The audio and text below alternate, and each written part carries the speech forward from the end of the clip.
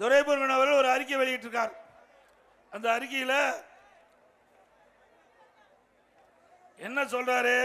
வாக்காளர் பட்டியல் திருத்தம், இபிஎஸ் வாய் திறக்காது ஏன்? வாக்காளர் பட்டியல் திருத்தம் என்ற பெயரில் தமிழ்நாட்டின் அரசியல் உரிமையை அபகரிக்க நிற்கின்றார்கள். முறைகேடான வாக்காளர் பட்டியல் திருத்தம் பற்றி எடப்பாடி பழனிசாமி இதுவரை வாய் திறக்காது ஏன்? போலி வாக்காளரை சேர்த்து பாஜக துணை போகும் அதிமுகவுக்கு எதிராக தமிழ்நாடு ஓரணியில் திரண்டு நின்று வெல்வோம் அப்படின்னு யாரு? துரைமுருகன். அவருக்கு வயசு கிட்டத்தட்ட 86 வயசு இருக்கும். 86 வயசுல இப்படிப்பட்ட ஒரு பொய்யான அறிக்கையை வெளியிட்டிருக்கார். உண்மையிலேயே ஆட்சியில் இருப்பது யார்? ஆட்சியில் இருக்கிறார் திமுக தானே ஆட்சியில் இருக்குது. எங்க சத்தமா சொல்லுங்க. ஸ்டாலின் தானே முதலமைச்சர், துரைமுருகன் தானே அமைச்சர். இப்ப யார்கிட்ட அதிகாரம் இருக்குது? திமுக தான் அதிகாரம் இருக்குது. அவர்களுடைய கீழ்தான் அதிகாரிகள் இருக்கிறாங்க. மாவட்ட ஆட்சித்தலைவர், வருவாய்த்துறை அதிகாரிகள், ஆட்சி அதிகாரத்தில் இருக்கின்ற அந்த முதலமைச்சர் ஸ்டாலின் அவருடைய உத்தரவின் பேரில் இந்த இருக்கிற அறிக்கை விட்ட அமைச்சருடைய கட்டுப்பாட்டில் தான் இந்த அதிகாரிகள் செயல்பட்டு கொண்டிருக்கிறாங்க. ஆக வாக்காளர் சேர்த்தல் நீக்கல் பணி மாவட்ட ஆட்சித்தலைவருடைய அந்த அதிகாரத்துக்கு உட்பட்டது. அப்படி நாமளாம் ஆட்சி அதிகாரத்தில் இருக்கிறோம். நாம் எப்படி போலி வாக்காளர் சேர்த்த முடியும்? ஆக திராவிட முன்னேற்ற கழகம் எப்பொழுது பாரதிய ஜனதா கட்சியோட நம்ம கூட்டணி வச்சோமோ அப்பொழுது அவர்களுக்கு பயம் வந்து விட்டது. தேர்தலில் அடுத்த ஆண்டு நடைபெறுகின்ற சட்டமன்ற பொது தேர்தலில் அனைத்து இந்திய அண்ணா திராவிட முன்னேற்ற கழகம் பாரதிய ஜனதா கூட்டணி அமைத்துடன் அவர்கள் வெற்றி பெற முடியாது என்று எண்ணம் வந்து விட்டது.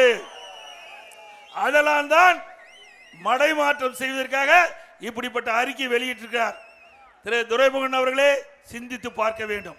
ஆட்சி அதிகாரம் உங்கள் கையில் இருக்கின்றது. நீங்கள் தான் போலி வாக்காளரை சேர்ப்பதற்கு துடித்துக் கொண்டிருக்கின்றீர்கள். இன்றைக்கு பார்த்தீங்கன்னா சென்னை மாநகராட்சியில் இது ஆதாரத்தோட பேசுறேன். உண்மையிலேயே தில்லு திராணி தெம்பு இருந்தா இதற்கு துரைமுருகன் அவர்கள் பதில் சொல்ல வேணும். நான் அவர் வயதில் மூத்தவர், நாங்கள் மதிக்கிறோம். அதே வேளையில் தவறான அவதூறான கருத்துக்களை வெளியிட்டால் கண்டிப்போம் என்பதையும் இந்த நேரத்தில் தெரிவிக்கிறோம்.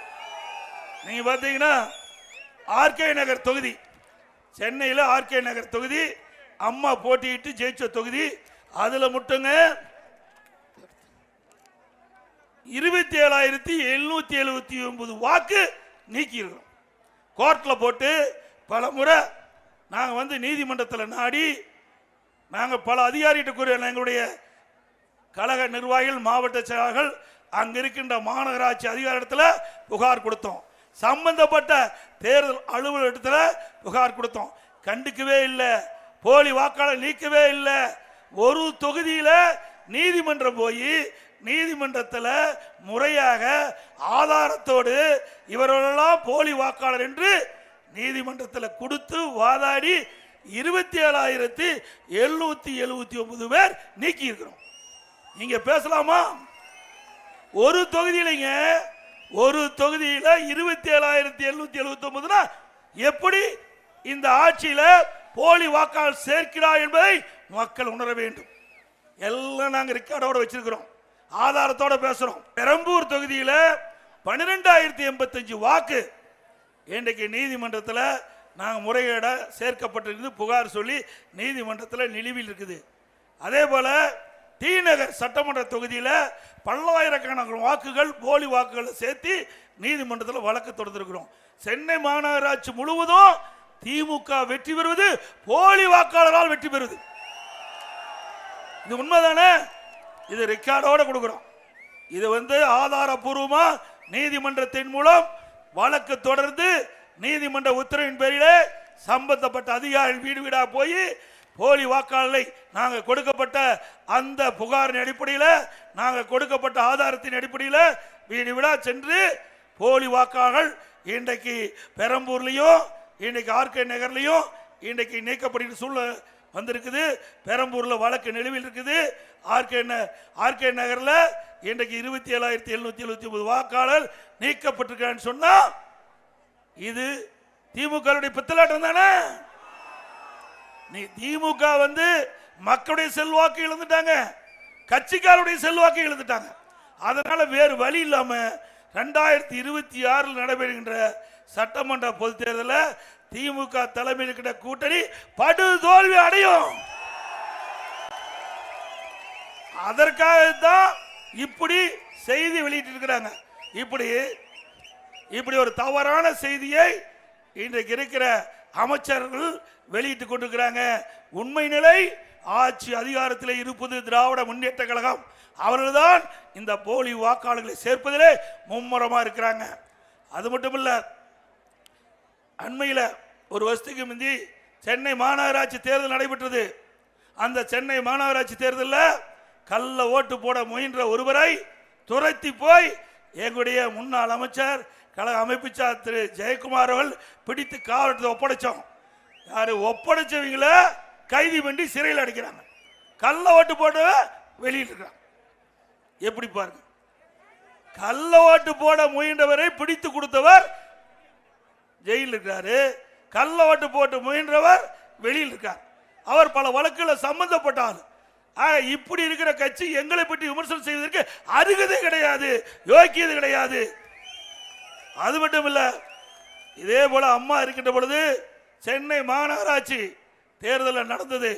அப்ப ஆளுங்கட்சியா திமுக இருந்தது. 1.5 மணி நேரத்தில் 1200 ஓட்டை பதிவு செஞ்சாங்க.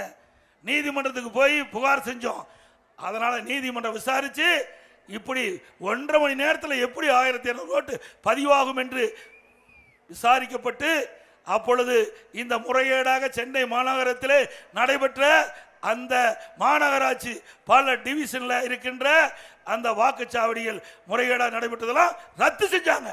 இதெல்லாம் திமுக வரலாறு. அது மட்டும் இல்ல, ஒரு ஆட்சியில் இருக்கின்ற திராவிட முன்னேற்றங்கள் ஆட்சியில் இருக்கின்ற போது கூட்டுறவு சங்க தேர்தல் நடந்தாங்க. கூட்டுறவு சங்க தேர்தல் நடைபெற்றது. அந்த கூட்டுறவு சங்க தேர்தலில் முறைகேடாக நடைபெற்றது என்று பல இடத்துல புகார் வந்ததின் எதிர்வழியாக திமுகவே தேர்தல் நடத்தி இவர்களெல்லாம் வெற்றி பெற்றார்கள் என்று அறிவிக்கப்பட்ட பிறகு அந்த அரசாங்கமே, திமுக அரசாங்கமே அந்த கூட்டுறவு தேர்தல் முறைகேடாக நடைபெற்றது என்று ரத்து செய்தது. அப்படின்னா இவர்கள் எங்களை பேச்சு பேசுவதற்கு அருகதை இருக்குதா?